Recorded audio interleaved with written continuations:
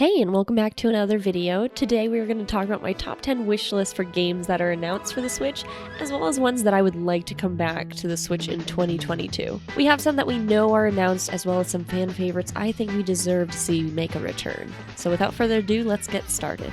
So one of the games we know that's coming back is Splatoon 3. It's been 5 years since the release of Splatoon 2, and the trailer showed a lot of new customization, new stylized weapons, and a totally new environment. I will admit I did not play much of Splatoon 2. I was a hardcore Splatoon 1 player, and when I had to make the change from the Wii U to the Switch, I got frustrated with the controls. I kept opening up the map instead of jumping, and my favorite gun and sub-weapon combo was missing from the game. Ultimately, I ended up giving up on Splatoon 2 relatively quickly, but I also feel like I missed out on a lot of the good additions with all of their updates and Splatfests. While I'm not interested in the desert apocalypse landscape, I am very curious to dive back into the game and try now that the muscle memory of the first game has worn out. An obvious one that I think we can get excited about is Pokemon Legends Arceus. While there's a lot of debate on this one, from it breaking tradition to keeping PS2 style graphics, I'm actually really looking forward to this Pokemon and giving it a try, and here's why. I'm not actually a huge Pokemon video game player. I've played through the entirety up until Heart Gold or Soul Silver, but I ended up buying the games after that and playing them for a little bit and never actually finishing them. And this happened over and over and over and over again. And while I may be a terrible Pokemon console game fan, I do love Pokemon cards and Pokemon Go. So this is a really nice way for a casual Pokemon player like me to get back into the games again. It's really easy to understand the backlash of comments for the new Arceus on every new trailer that drops, since it breaks the norm and doesn't push the quality it deserves. But for the less outspoken audience like myself, I'm at least excited to give this one a try.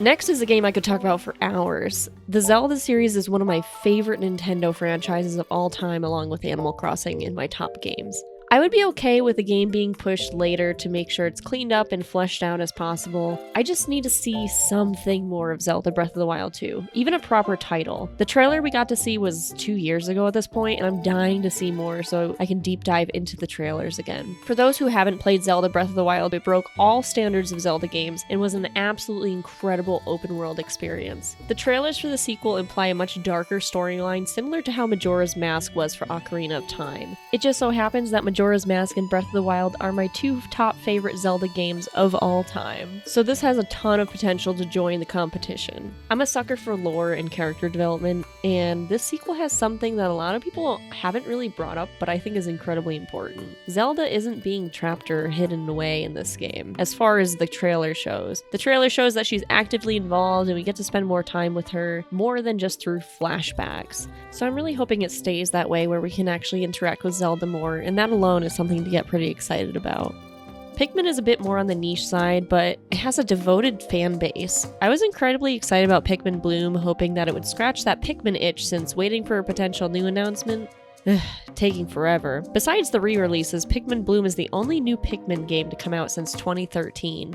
Only to find out there's nothing really to do in it. You grow Pikmin, you feed them, and plant flowers? There's been supposed talk of Pikmin 4 dating back to 2017, but we really haven't heard much since. I think this year would be a great way to release new space explorers, landscapes, and even new Pikmin friends. Pikmin has that creative freedom to put whatever landscapes, objects, and new creatures into the game, and there's so much potential with every new release. Not to mention with cleaned up graphics and controls, they just get better each time. Except for Brittany, she was the worst. Since we're on the subject of re-releases and niche games, let's talk about Xenoblade. No, not Xenoblade 1 or 2, but the most underrated and most incredible Xenoblade Chronicles X. It doesn't follow any of the storylines that's related to the other games, and there's no waifu building system. It's customized, you thrown into this world, and you have to save it. Xenoblade Chronicles X was originally released for the Wii U, and was an open world game even before Zelda Breath of the Wild. This game had incredible monsters, characters, landscapes, and a stellar soundtrack.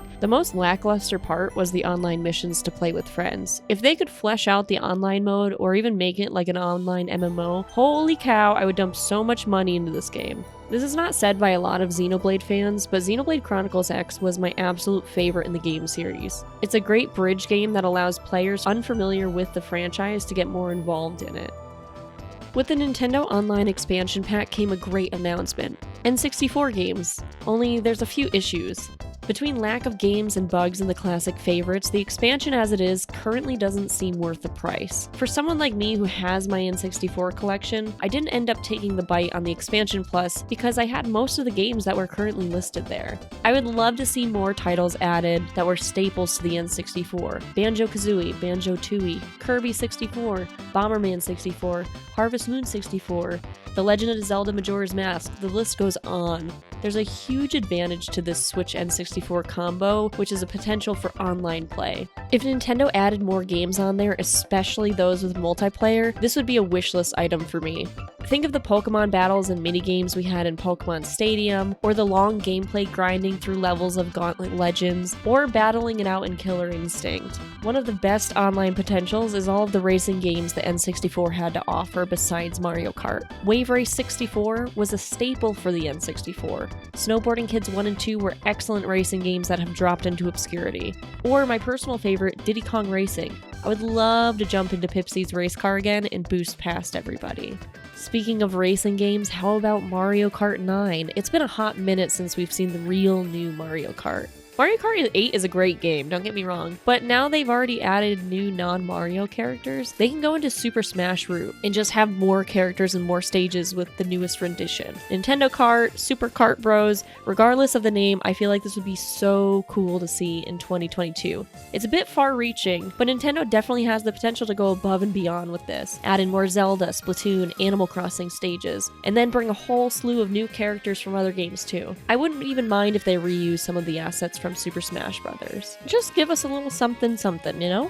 Alright, on the topic of Mario, I would love to see another Paper Mario this year. Although a lot of the Paper Marios have been kind of a hit or miss, there's actually a lot of magic in Paper Mario games. I love that these games tend to give more personality to the characters, and honestly, they could just remaster Paper Mario A Thousand Year Door, and I would be 100% okay with that. I just need the sassy dialogue and the RPG battle system. Heck, even Super Mario RPG, while not being a Paper Mario game, is a perfect example. Maybe we can just remake that instead. To be honest, the standard Mario games kind of lack a little bit of personality. It's classic gameplay, but generic classic gameplay. I just love hearing more about the characters themselves because it gets me more invested into the game and makes it a more memorable experience.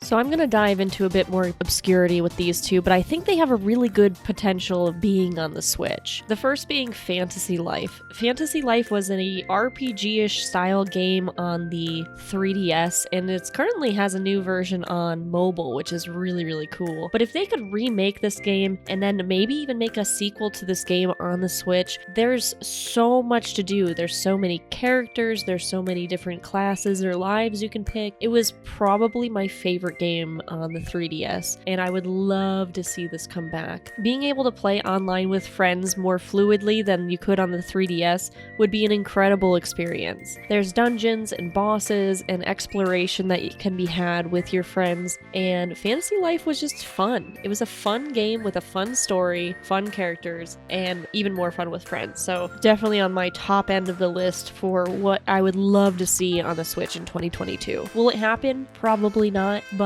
a girl can dream. And last but not least, I have this as number one because I feel like this has a pretty good chance to actually be on the Switch. They have not announced it at all in any way, but Tomodachi Life. Tomodachi Life was another 3DS game where your Miis would kind of live in an apartment complex together. Similar to The Sims, they would live on their daily lives, except it was way more chaotic. You basically dump a bunch of your friends in the apartment and just watch them fight, fall in love, have crazy dreams and aspirations, and it was just a really good time. The reason I think that this has a potential to come back onto the Switch is because they've released Miitopia, which technically was released after Tomodachi Life. The fact that they have this Mii builder, it wouldn't just be for one game. I feel like they can use this Mii builder again for Tomodachi Life as well. The only problem is Tomodachi Life really heavily relied on the split screen of the 3DS, so I feel like that might take it a little bit longer in the development phase to convert it over to a single screen console game. That being said, I have full confidence in Nintendo. I'm really hoping that they can pull it off and bring back Tomodachi Life because not only would this be a fun game to play, but it's absolutely hysterical to watch others play as well. And that is my top 10 list for things that I want on the Nintendo Switch in 2022. I don't know if we'll get all of them. I just can't wait to see what Nintendo has for this year. I really hope that they pull through and bring a lot of new changes to different types of games they can bring back, or all of the changes to the games that have been announced, like Pokemon and Zelda. If there's anything on this list that you love, let me know in the comments, or even if you hate it, that's fine too. Also, let me know what games you're hoping to see in 2022. One last request is, if you liked this video, be sure to boot that like button for the YouTube algorithm. Thank you guys so much for watching, and I will see you on the next video. Bye! Headlights are low, grab my hoodie, grasp my goodies, my pants.